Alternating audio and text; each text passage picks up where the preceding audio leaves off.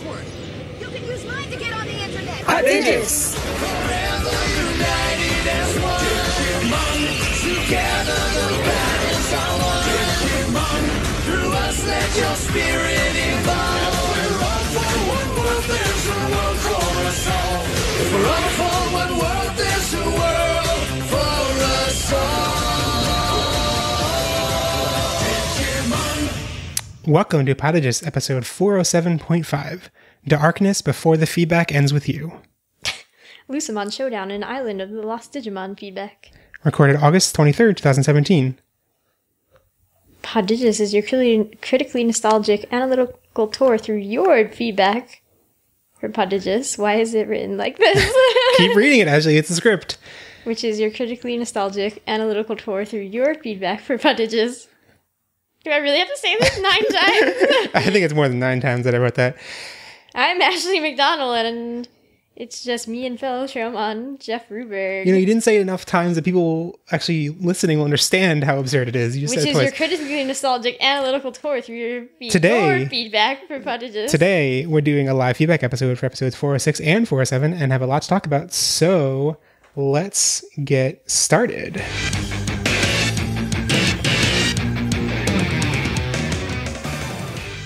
Okay, so we're going to start off with the fortnightly question, which for 406 was, which kid had the biggest emotional growth over the season?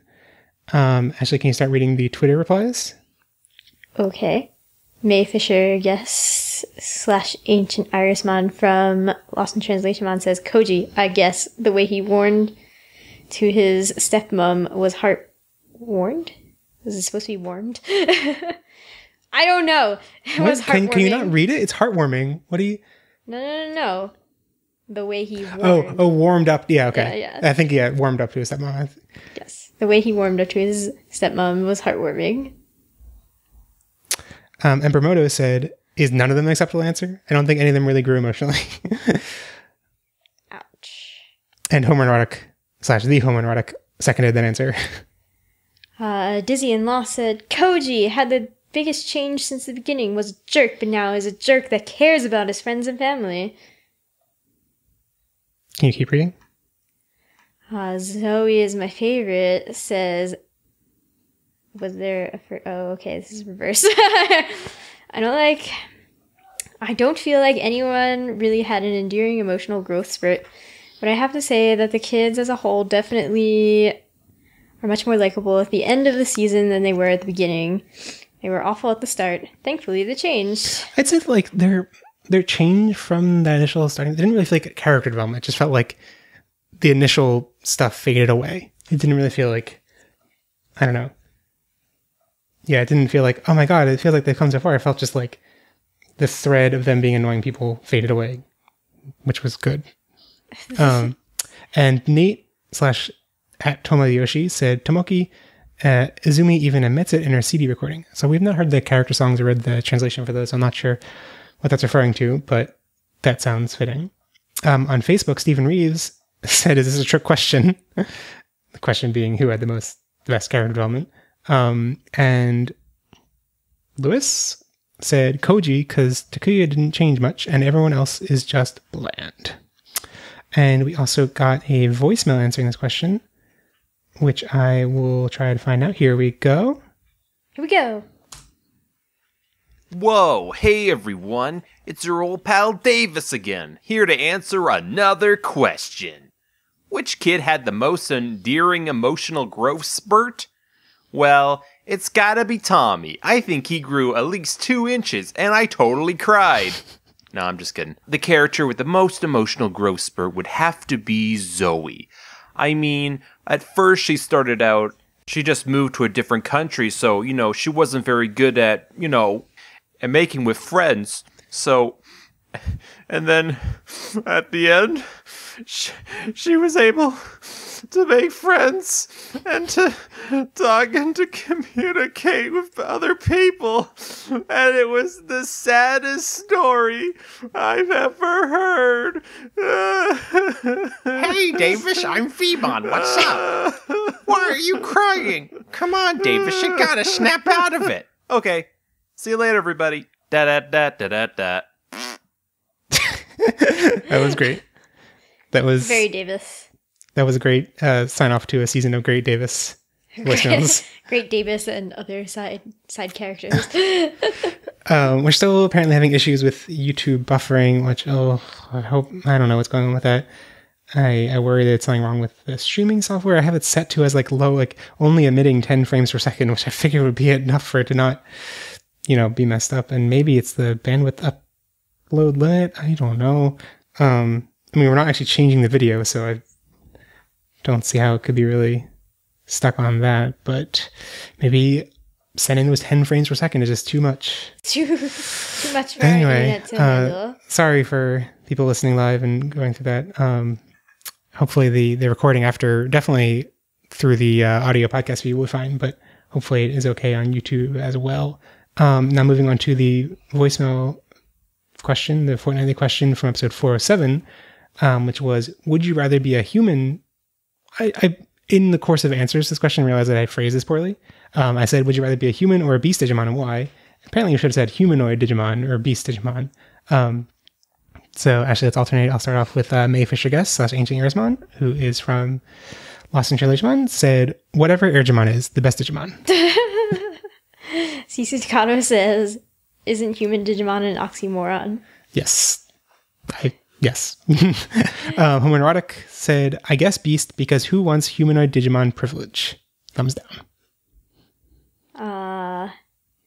At Tapu... I don't know what's... Tapulo? Cool. Says, I'd rather be a human Digimon because beast Digimon may not have working thumbs. That's true. Thumbs are valuable. Japanese Alley, at Alley Japanese, said human because I would hate to change form. I like my body. Tomo Yoshi says, why not both? That is the secret answer to True. all things. We didn't really talk about the voicemail. Davis, I guess but while, Too late, Jeffrey. Because it's the first time I heard it, and while he was going, I was like, maybe he's setting us up so that we're supposed to say that's the saddest story we ever heard. Yeah. But then he did it, so I was like, this is great. Okay. Sorry. And the last answer to the 4-7 question was from Zeke on Facebook, saying Beast Digimon because I'm a huge fan of the tamers. I don't really follow that logic. Maybe they want to be tamed by being Beast Digimon. I don't know. I don't know, but we have a lot of feedback to get into, so let's dive right into that. I don't. I don't. Let's go into the comments.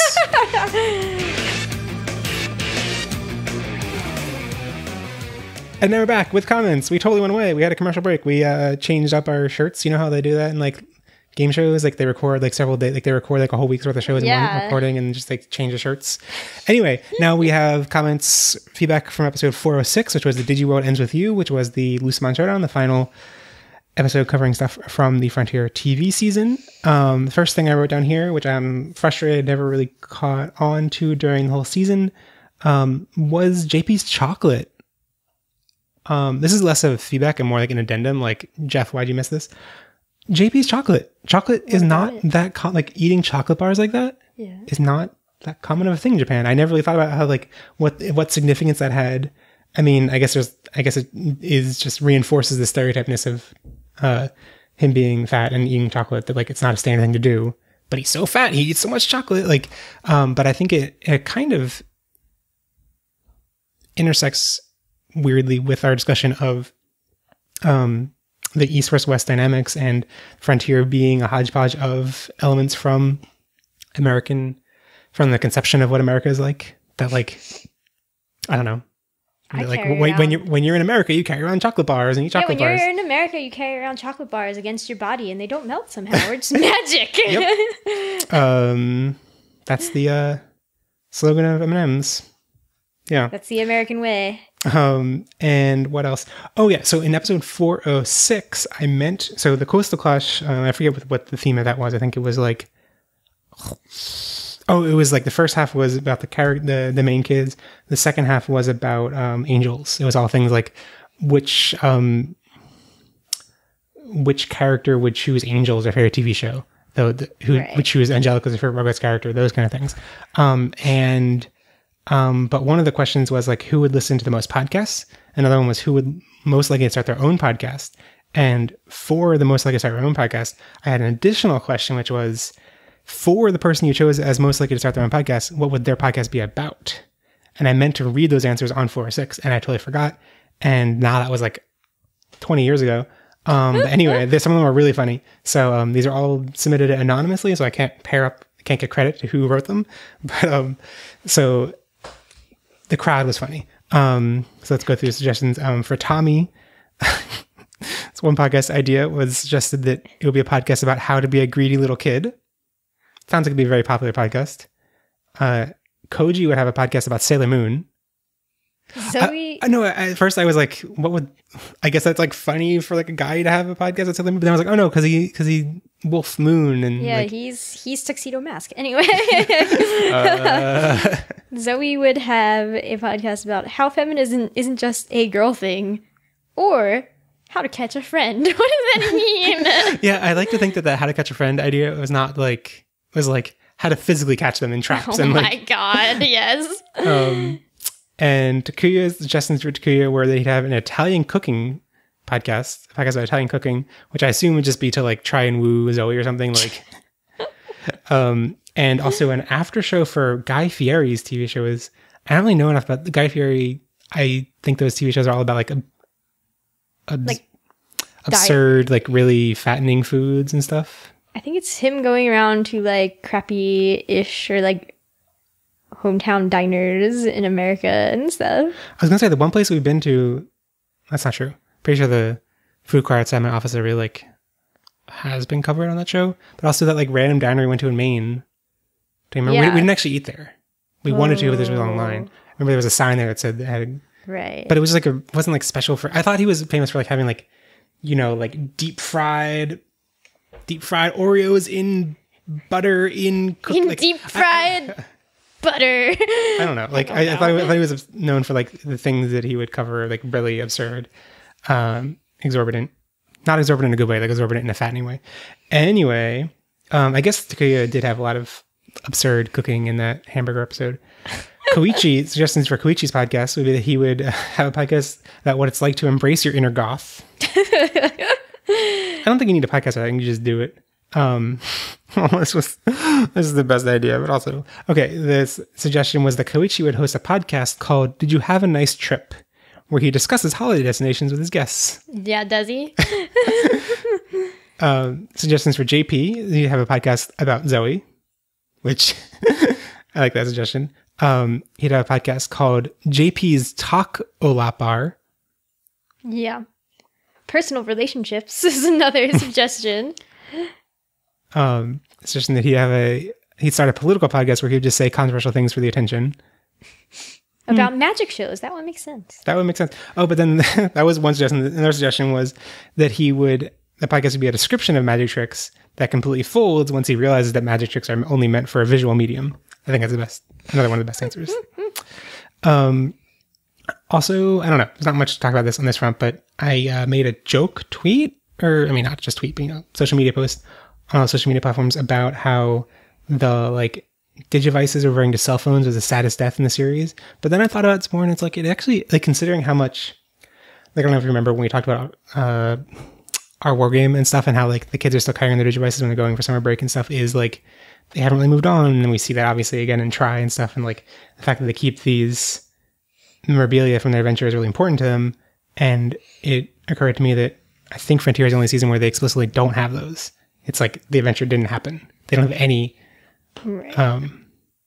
memorabilia from the trip, and that's kind of sad. Oh, but they also don't. Will help them move on. But they also don't have like they didn't have partners. Like the other, in every other season, it's like they miss their like lifelong destined partner. In the Frontier, it's like, Yeah. well, we made friends with people who we could still be hanging out with. Like, Yeah. that'll factor I guess into, I'm not a Gooniemon anymore. yeah, they lost their ability, but like, so anyway, so still all feedback about episode 406. Yoshiman400 on Reddit said, and this was in regard to, we were discussing whether people could die in Digimon. I guess because it was like the idea of Koichi dying never seemed that impactful, because it was like people can't really die in Digimon. And he said, I actually do think that one of Mako, Maki, or Daigo might die in Try. Whether you think that's a borderline case because it specifically targets an older audience compared to Frontier, there's definitely an unease to what we're getting where it wouldn't be outrageous to think that someone will die by the end. Don't make me try to figure out which one of them, though. That's a valid point. I mean, Try is going for the more adult audience.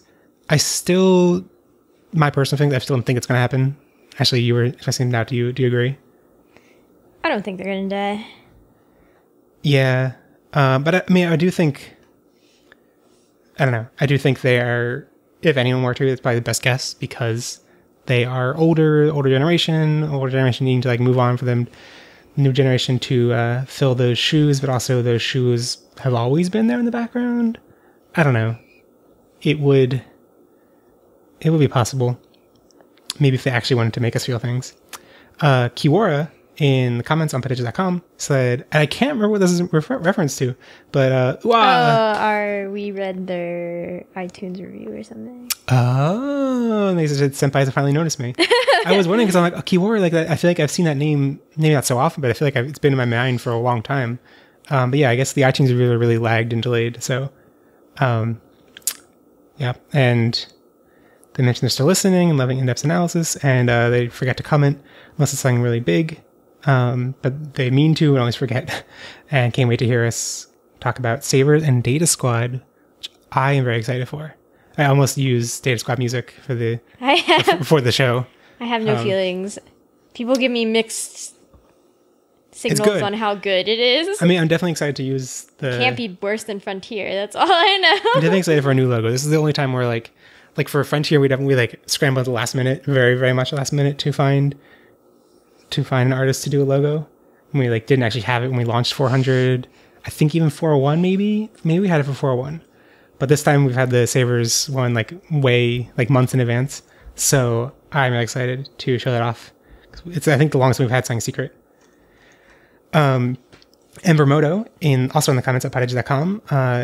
Embermoto breaks up their thoughts by episode. And is allowed to rant about episode 49 about how the scanning of the good data in Lucemon made no sense, which totally agree with. But then I totally forgot this. They basically turn into Susanomon to defeat Lucemon chaos mode, and then scan the quote unquote only the good data. And then while they're fighting Lucemon Shadow Lord mode, Satan mode, whatever, the big giant dragon thing, they just Embermoto's words, why wouldn't you digivolve to Susanomon in order to fight this version of Lucemon? If you needed Susanomon to beat the bad guy before, why wouldn't you now? Why would being pure evil make him any less powerful? And yeah, I totally forgot. I like did not think about how like they only like the last minute after like an episode of most of an episode of like not knowing what to do, realize they can combine again. It's frustrating and stupid. And then their comments at episode 50, which is the last episode. This was the clunkiest and most disappointing final villain and finale in Digimon ever. As he mentioned, Zoe's monologue doesn't even make sense, and the rest of the monologues aren't all that great. Where was the security in the hospital? I know that's like actually you. Yeah, that doesn't make any sense. I think we bring that up some more in episode 408. Anyway, the kids should not have been able to run into the operating room like that. You know what would be better than seeing the kids' fantasy of the future? Actually seeing them do these things. Not just still images, but actual scenes. Here was so much padding and evolution. There was so much padding and evolutions in these last couple episodes. You could have cut down on that in order to devote more time to the goodbye scenes. That is... I hadn't really thought about how much padding there was in those episodes and how rushed the actual character stuff at the end was.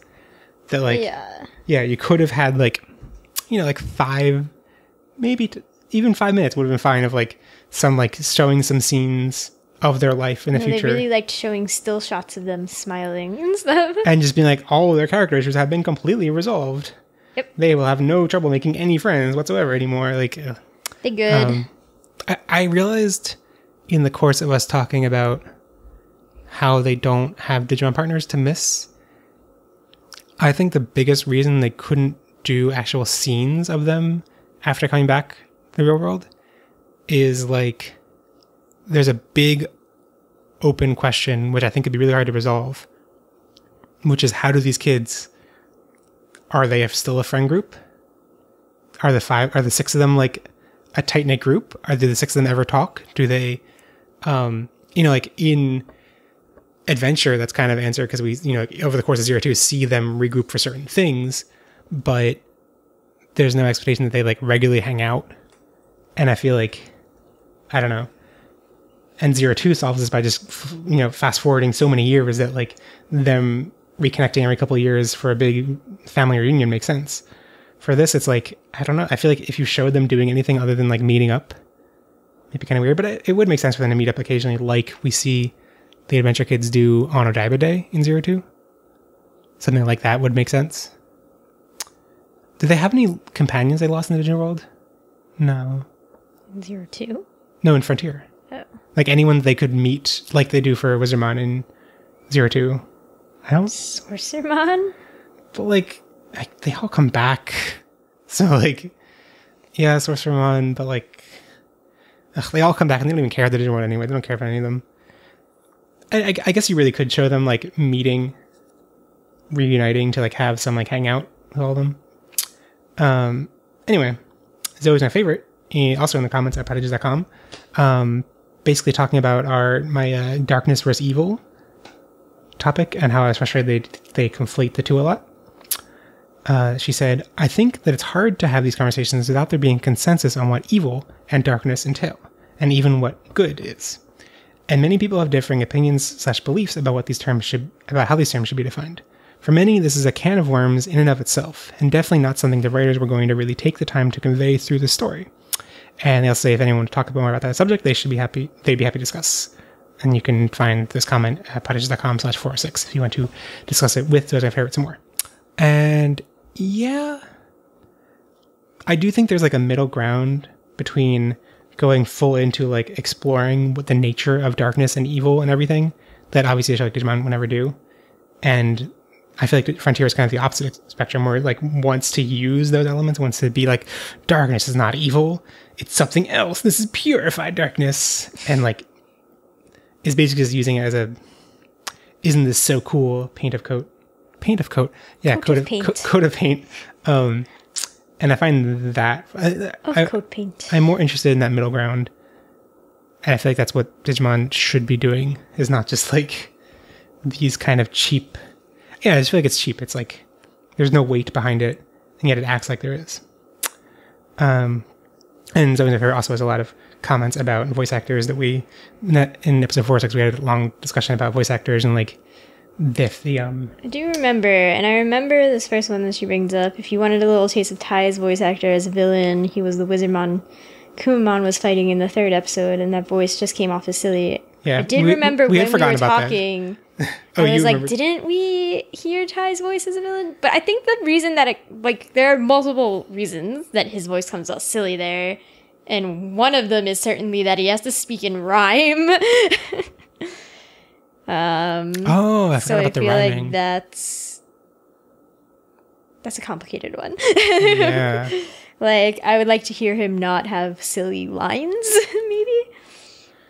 Yeah, and I feel like it's just, I don't know. It's tough for those actors that have limited range for a character that also means a lot like Ty. Yeah, like they mentioned an example that Laura Jo Miller would be fine as a villain, but they'd probably still just hear Kari. And we also mentioned, I think we were talking about how Cherubimon sounded weird when it was like purified Cherubimon and still sounded like evil Cherubimon. And they mentioned that like that the voice actor of Cherubimon is actually the voice actor of Leomon. So they have pretty good range there. I can hear that now that was pointed out. But also I think if I'm recalling correctly, our point wasn't that like it sounds weird for Cherubimon to be good, that voice to be good. It was more that like it didn't seem to fit Cherubimon, whatever it's called, like vice versus virtue, whatever. That like the purified Cherubimon seems like they have a kind of like a happy, cheerful bunny voice, and then it makes sense for the evil version of that to be like a dark, gruff, like mrr. And like that same kind of gruff voice makes sense for Leomon, but I feel like it doesn't. You know what I mean? That like the purified Cherubimon did not really fit. Yeah, like Leomon's like, I'm a tough lion. Right. They also mentioned, because I was talking about Harry Potter and methods of rationality and how it handles the like dark isn't evil idea. They mentioned that they're already 6 chapters in. I'm curious to hear how far they are now that it's been like probably like 3 months since this comment. Maybe that long. I I can't remember when this came out. Did this come out before or after hiatus? After. This is only a month old. This is only a month old. Yeah. Okay. Yeah. Yeah. We also have comments from episode 020, which was our Try Chapter 5 PV stuff. Also, wait, before we move on, I do want to acknowledge, like, Zoe was my favorite thoughts about, like, it being hard to discuss evil and darkness and everything. Like, yeah, I do acknowledge how, like, the idea of what good is very, not controversial, but, like, it's hard to come to consensus, and, like, and, yeah, especially what evil is, especially fraught for some situations. But anyway, moving on to Try Chapter 5 PV reactions. This is from... In the chat, First Agent ARP says, Jeff, I did bring up your request to have Cherubimon shout recommend articulation with the voice actor. Ooh. Well, thank you, Adam. I'm waiting for an MP3 file. No, from the way he phrased that, it sounds like he didn't actually record it. So our Try Chapter 5 episode, I don't know how to pronounce his name, 2 Karis 3 in the comments at podigious.com/020. Basically said like what they're hoping for, the dreading, and want to review things they're dreading, because I think we kind of agree.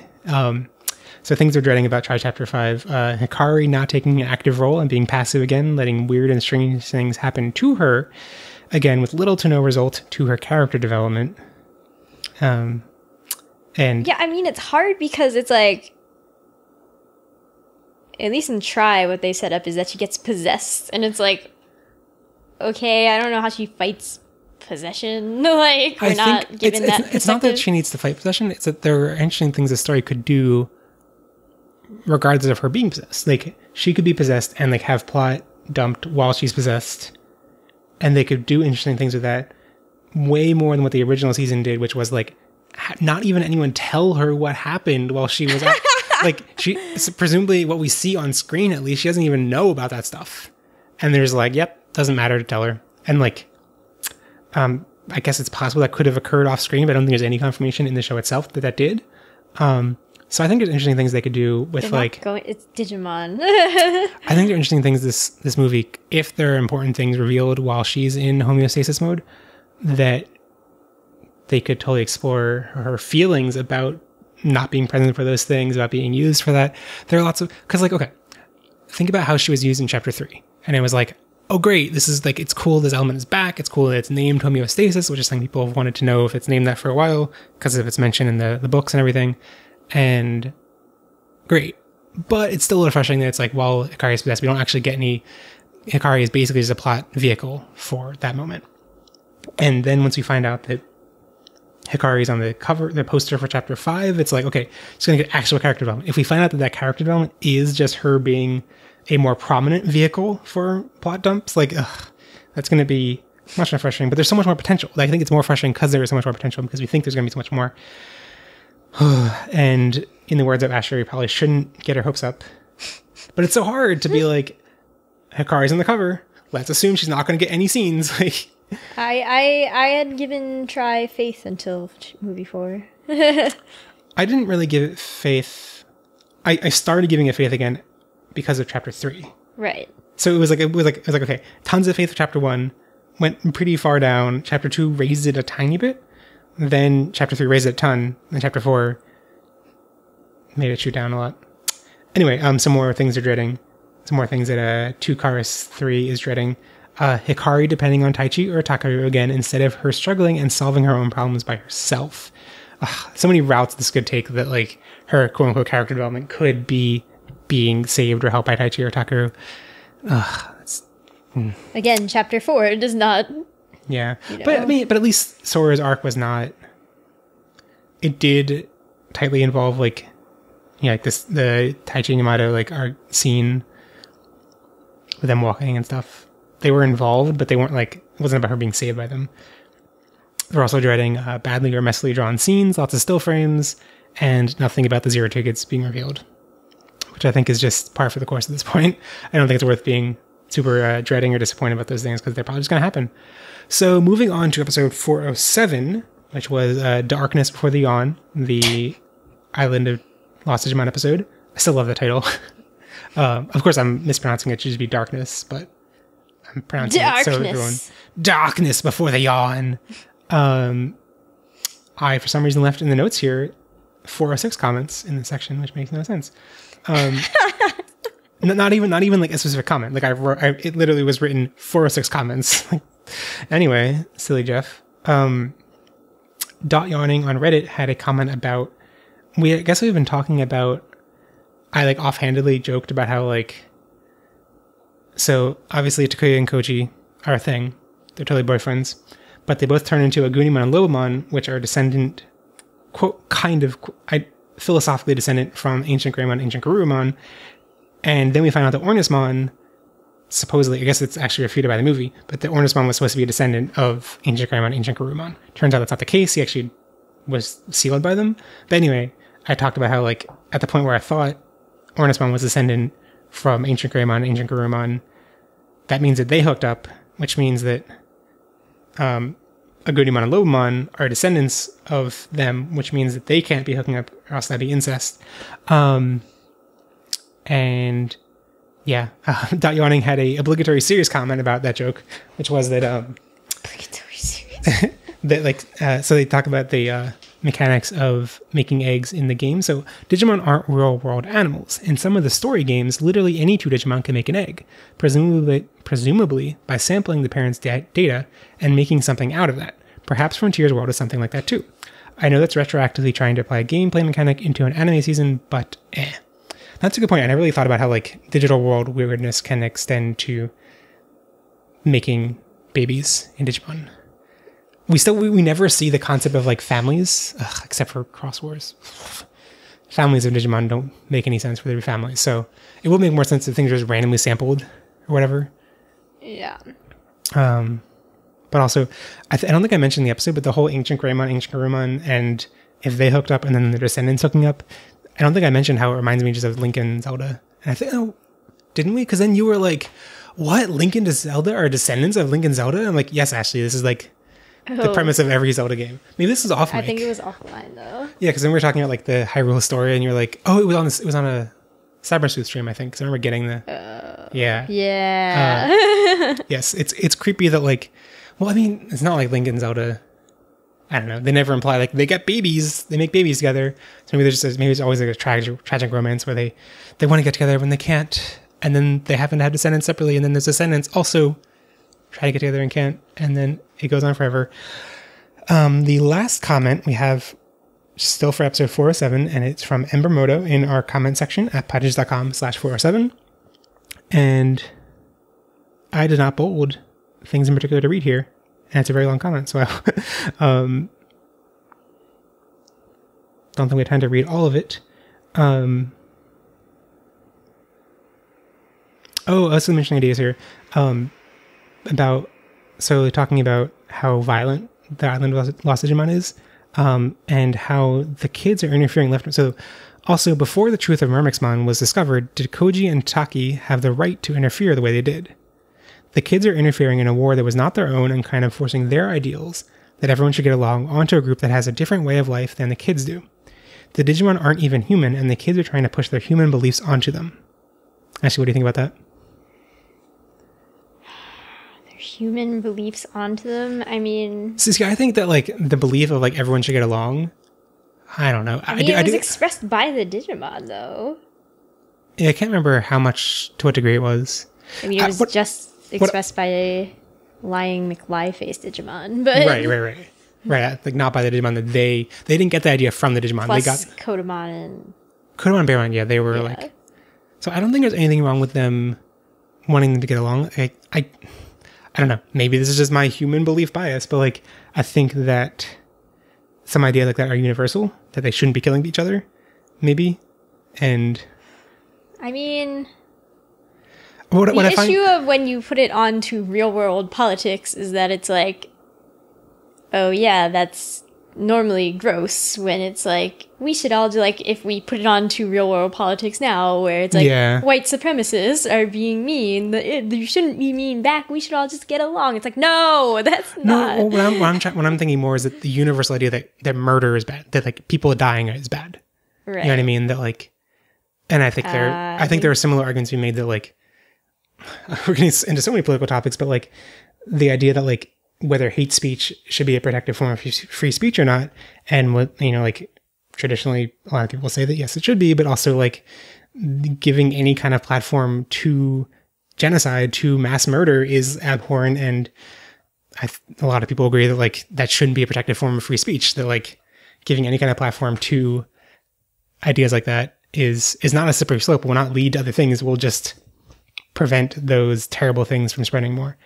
And I think that's kind of the way I'm looking at the like some things like advocating mass murder should just be like universally applicable and not like, well, anyway. Right. I just read an article in Harper's. It's from like a year ago, but it was like a forum about people being like, what does the political map look like now?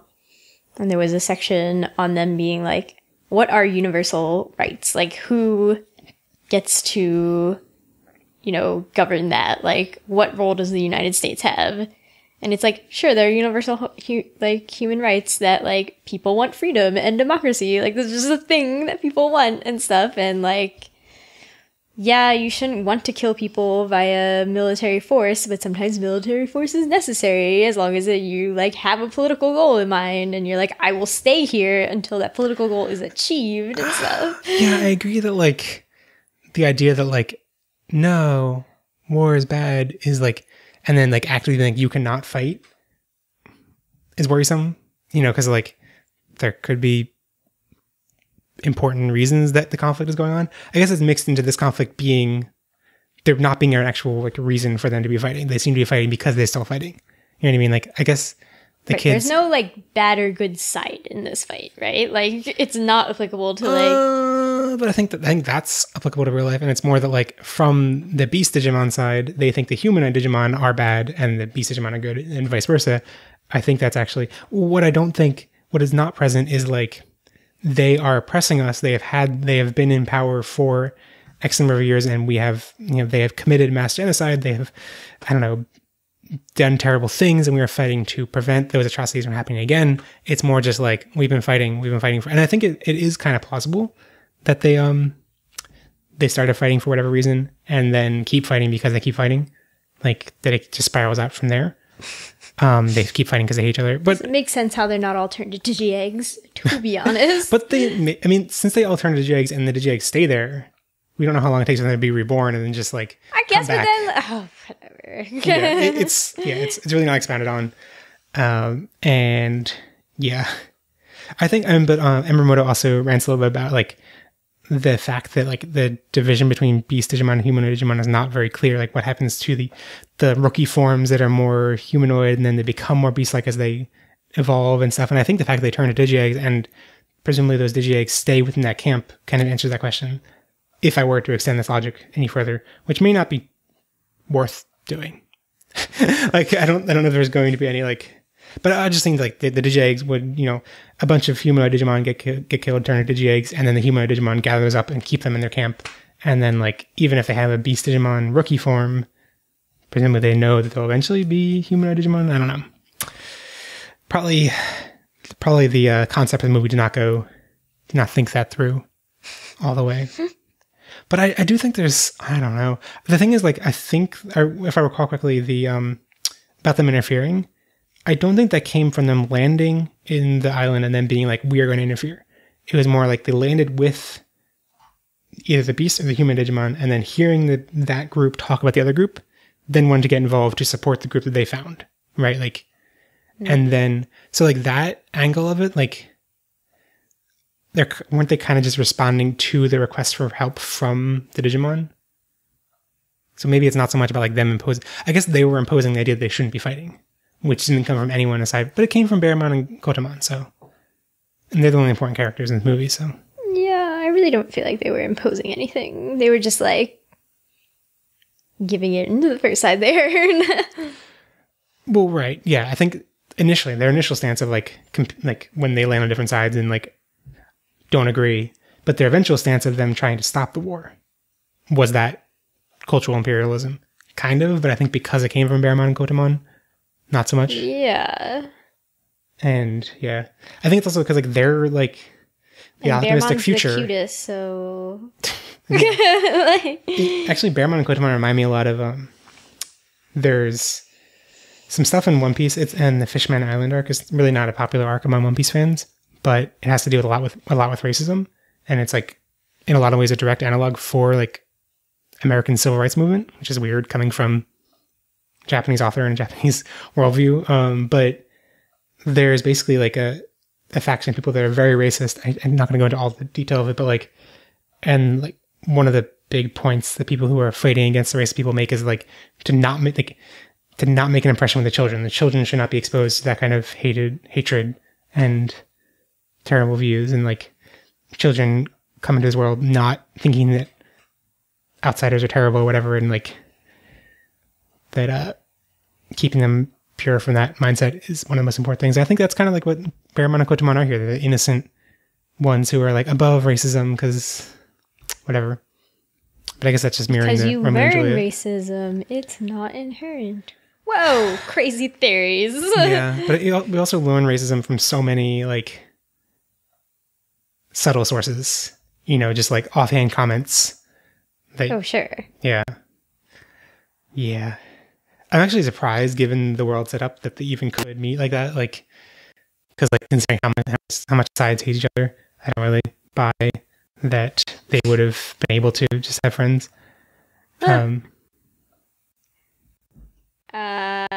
Sure. But that's how all such stories kind of Yeah. go. I haven't been following chat. Is there anything good in there? No, we were talking about the try for a little bit. And then No, Dizzy said, Having our side conversations. Dizzy says, what if there are any Digimon that are borderline human and beast and are shunned from both sides? And I said, too true to life. It also like too complex a topic for this movie to handle. Yeah, you wanted to like tackle biracial people. That's just it's too complicated. No, I just think it's more like it kind of makes me understand how the beast versus human Digimon concept is the thing that Frontier kept going back to every time, considering it is not actually a clear dichotomy. You know what I mean? Like I feel like it would be almost be more fitting for it to be like about the Digimon attribute system, like the data vaccine virus, if they were instead like why not embrace that and be like, okay, there's always a war and conflict between three sides between the data vaccine and virus groups, and like then at least you can be like everyone has a clearly defined attribute. There are some people who are neutral, but like they're often or whatever. Instead of it just being this nebulous thing that like is a characteristic not everyone even has. I don't know. I guess that's harder to explain. It's so weird the anime never really touches on that triangle. So strange. Yeah, now the I think about anime it. in any season. Like, No, I never think touches on maybe that. it's just like considered too complex of a thing to bring up since it's not evident from any other. Like you basically sometimes just have to guess. Like the fact that Guillemon is a virus, but other. I forget. I remember the three main Digimon tamers are one of each type. Mhm. Terriermon is vaccine and Renamon is data, and Guillemon is virus. The fact that it's not evident from the original, they explain it every time they brought it up, probably. So yeah. Anyway, let's move on to the soundboard.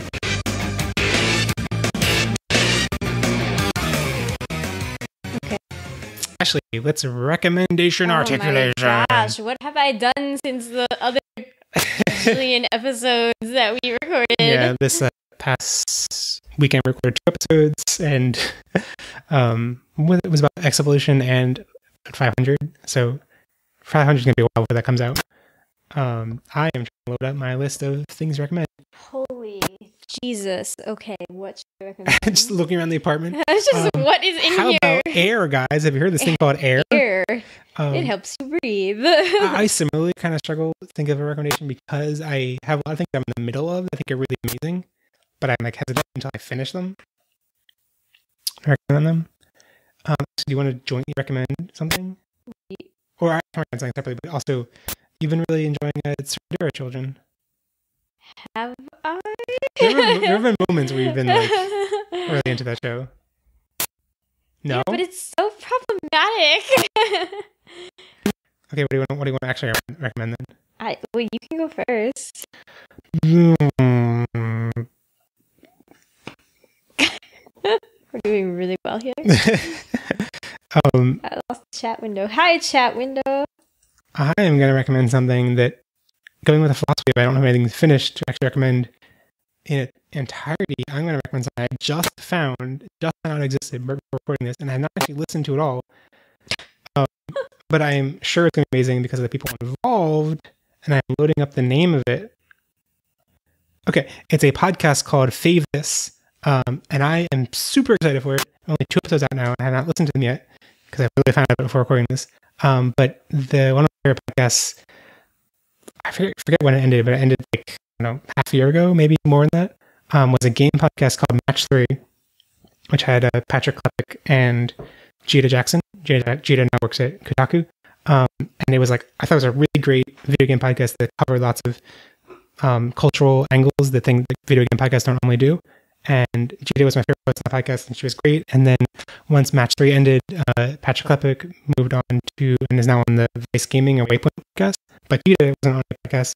And now Gita started this podcast called Fave This with Patricia Hernandez, also Kotaku. And it is about gaming from a similar kind of cultural angle. I'm not sure, but I really trust those two hosts. They're both great from everything I've seen or read from them, so I think it'll be amazing. Ashley. Yeah. I guess I'll go. I might have recommend. See, Jeff loves everything, and I love very few things very intensely. So it's hard for me. I might have recommended this before, but I'll go with Chaos Walking trilogy books. I don't even know what that is. The first one is called The Knife of Never Letting Go. What? It's becoming a movie soon, so #relevant. I don't know how soon is soon. They're casting What's it called? people. Chaos Walking? Yes. Okay. Okay. It's Literally never heard of this before. It's about a lot of things. Mostly gender politics. There are aliens. And it's about gender politics and imperialism. My 2 favorite things. It's very stylistic. I am trepidatious about the movie adaptation. It apparently is going to have Nick Jonas in it, I think. It's going to have one of them Jonas Bros in it. And I'm like, oh god, no. Okay. That's why you should read books. Read books. Okay. It's fun.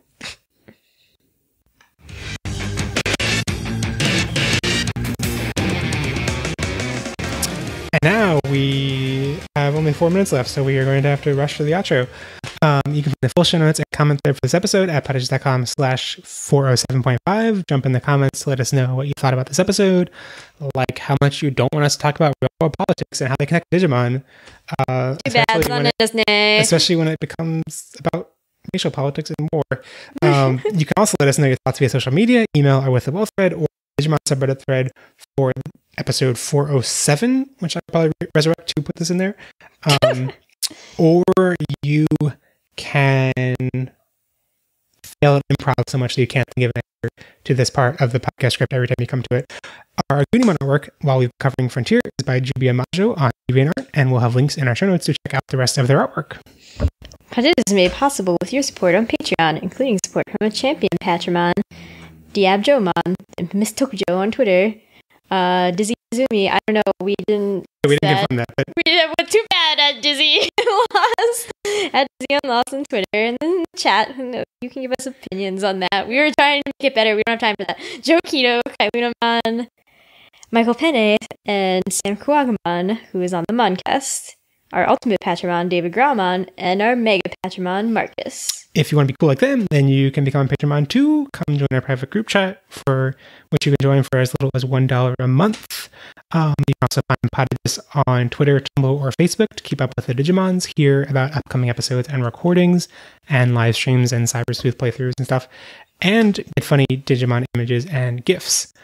I'm also on Twitter at JeffFriendlyJeff. I'm on Twitter at AshMcD00. I am What? figuring out how to use a soundboard. What is happening? Here we go. And you should share the podcast with your friends who Who love politics and Digimon. and don't share the podcast with your friends who get into race wars. And join us in a couple of days for our Frontier season-wide retrospective. I have to go get all the notes for that right now. Bye. And remember, never stop digiballing. Why am I saying these things? I didn't say bye. Nope, you didn't. Bye. Cool.